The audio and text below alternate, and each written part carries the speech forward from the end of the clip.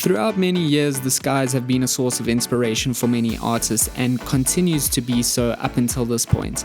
And in today's tutorial, we'll be looking at something very unique, and that is how to paint a watercolor galaxy. Hi guys, my name is Matt. This is another video by artincontext.org where we explore various art-related topics, and in today's tutorial we'll be learning how to paint a galaxy with watercolor paint. So with that being said, let's get into it. Now when it comes to painting a galaxy, there are many ways to approach this painting process. In many ways, galaxies have a variety of different colors, different star clusters and formations, and there are many different sects within the galaxy to draw inspiration from. However, the process of painting a galaxy can seem at first quite daunting, and the idea of representing these very complex and unique structures can seem overwhelming. That being said, we will find that the painting process is actually really simple, and as we go through this tutorial, we'll learn how to represent a galaxy in a realistic way through the use of some watercolor techniques, and ultimately how to use them in tandem with some other painterly techniques. So with that being said, let's get started. Now, what we first want to do is we first want to make sure that we are securing our page to our table, and this is where we want to make sure that we are securing all sides of our page with some masking tape and making sure it is securely fastened to the table. Now, the idea is that we're going to start integrating these very large painterly marks with some watercolor paint, and naturally the water-soluble nature of the medium is going to warp the paper. So making sure your page is securely fastened to the table is a good start. Now once you have done that, we can start thinking about the color combination we want to achieve within our painting, and this is going to set the backdrop of what we will later on paint the stars onto. So when we start to think about galaxies, we definitely want to think about the fact that there are these moments of star clusters that create these Milky Ways and lighter moments within the galaxy, but then around those features there are these darker marks that tend to have a little bit more of a deeper purple or blue and black quality. Now in terms of representing this as best you can, you want to start working with some blues and purples and these darker colors from the edges, and slowly starting to be a little bit more strategic with these lighter sections.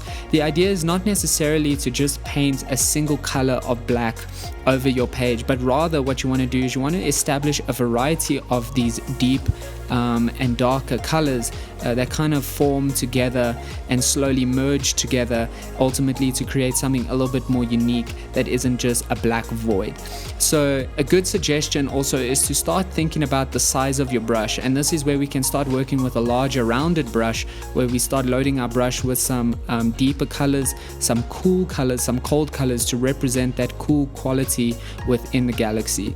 So making sure that you are mixing blacks with blues to create these darker blues, maybe blacks with purple to create these deeper purples, is a good idea to start working in these darker colors into your galaxy, and this is going to set the scene. So the intention is to make sure that you are loading your brushes with some watercolor paint and slowly starting to dab the page with your brush in all sorts of ways. So you can be quite loose with your application of paint, and the intention here is to almost fill the entire page with these various colors. Now what you do want to do is you want to start thinking about layering colors, and you want to first establish this more cool and darker background, or this first layer, and this is where you can create this combination of purples and blues. A good suggestion is also to kind of fill the entire page with these very wet large marks, and this is where we start to kind of wet the entire page. Now as we do so and we wet the entire page with these large colored brush marks, we can then start to integrate new colors, and this is where we can start to play around with smaller hints of lighter colors like yellows and oranges. And as you incorporate these lighter colors onto the wet surface area, you'll find that as it dries collectively, these colors will all merge into one another and ultimately result in this galaxy backdrop, which we will then paint stars onto. Now again, thinking about the color variety within your galaxy, you do want to make sure that there is a more overwhelming sense of a darker and deeper color that is associated with a more realistic representation of a galaxy, and this is why shifting or kind of moving towards these darker and deeper blues and purples is a really good way to kind of establish this more realistic galaxy quality. Once you have established these darker and deeper colors that are associated with a more realistic representation of a galaxy, you can start to work with a dry brush, and this is where we start to lift paint up from the page itself while the surface area of the paper is still wet.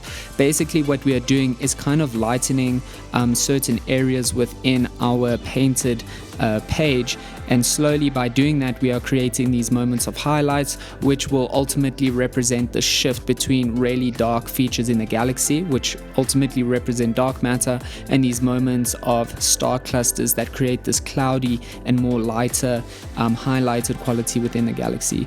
In the process of doing this while the surface area is still wet, we can integrate these little hints of yellows and oranges and maybe even reds. Again, we don't want to create too many overwhelming marks of lighter paint. We do want to keep the overall consistency and color variation quite dark, but we do want to have these little hints and moments of lighter qualities within our galaxy to ultimately give it a more unique and interesting look. Again, as we work, we do want to make sure we're also working on a surface area that is wet, and that way as all these colors dry collectively, they will have a more seamless integration and gradient shift between one another. Now, what we should have by time this has dried completely is this really dark or mostly dark backdrop, which we will now proceed to paint stars on top of. Again, when you do make a galaxy painting, galaxies are very abstract, so setting up this backdrop and this background can be done so in so many ways. However, it is a good idea to consider these actual color values that are represented within a real galaxy setting, and this is why you want to kind of move towards these deeper colors like blues and purples, and ultimately work in qualities of black around the edges, and you want to do so while the surface area of the paper is still wet with paint. And as these colors dry collectively, you will find that they will ultimately result in this seamless and soft gradient transition between one another. Now, once our page is dry and we have established this first layer of darker colors and the backdrop of our galaxy painting, we can now proceed to adding in stars.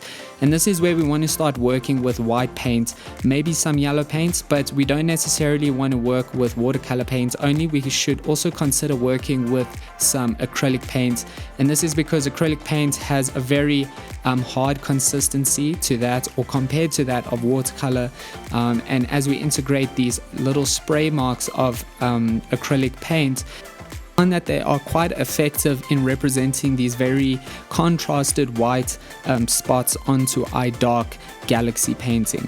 Now, the idea here is to also consider using something other than a paintbrush, and a really good suggestion is to use a toothbrush. Now, what we want to do is we're going to have this finger flicking action where we load either our paintbrush or toothbrush with some acrylic paint on the surface of that tool, and as we kind of rub our finger across the bristles, we will find that it creates this spraying action which ultimately disperses the paint into these splatter marks and will ultimately represent this quality of stars in our galaxy painting.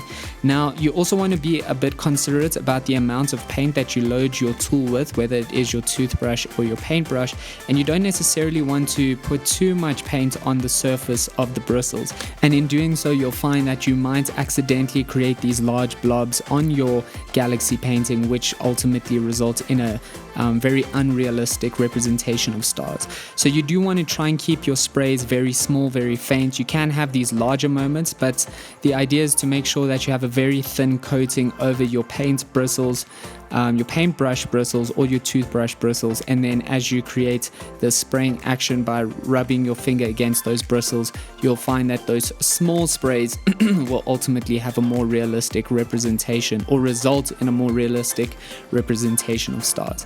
And this is where you can also play around with creating larger clusters, having a more looser effect. You can play around or decide whether you want your galaxy to be very stark and vivid, or if you'd like your galaxy to be a little less clustered and have a little bit more of a wider and loose dispersion of stars.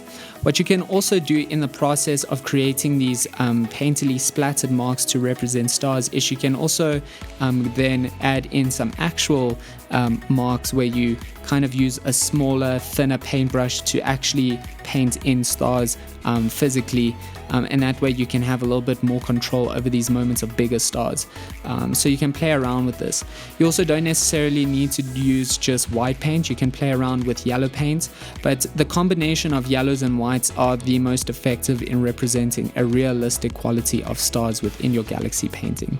But otherwise, you can continue this process and build up your star clusters and star formations within your galaxy painting. Again, be really careful about loading your brush with too much paint, so that you don't accidentally create these blotches that result in a very unrealistic representation of stars in your galaxy painting. One last technique that you can use as well is you can load a brush with some paint, and then you can actually hit it against your finger, and by the impact of hitting the brush against your finger, that paint will come off in a splattery action and ultimately result in a quality of stars represented within your galaxy painting.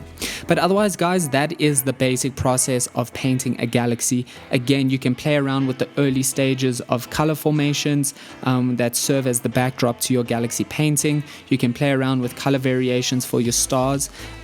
You do want to make sure that in the earlier stages of setting up the base layer and the backdrop for your galaxy, that you are working on a completely wet surface area, and this is where working with big brushes and a lot of paint is really advised, and that way you can make these big strokes with darker and more deeper colors such as blues and purples, and ultimately cover the entire surface area with some wet paint.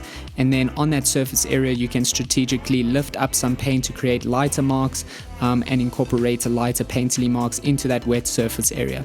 As that collectively dries, you can then play around with these star formations with the use of white acrylic paint and yellow acrylic paint, playing around with painting these stars in physically, or creating these splatter marks through the use of other tools like a toothbrush, or you can use the technique of slapping your paintbrush against your finger to create these painterly star qualities within your galaxy painting. But otherwise, guys, that is it. The process of painting a galaxy is super fun, very simple. Again, there's no rules to this painting process. You can play around with how you'd like to represent your galaxy through the use of different color variations for the early stages of setting up the backdrop. But do think about the actual colors that are represented within a realistic representation of a galaxy. And this is why working with these deeper colors first is really useful. When you are finished and your stars have dried completely, you can remove the tape from your galaxy painting, and you should have a beautiful galaxy painting as a result. Otherwise, guys, that is it from me. If you found this video helpful, please give us a like and a subscribe. This ultimately helps us to grow the channel and ultimately enables us to make more art related content for you guys. If you want any more content related to this or similar to this, please let us know in the comment section below. Otherwise, guys, that is it from me. Thanks again. Until next time, cheers.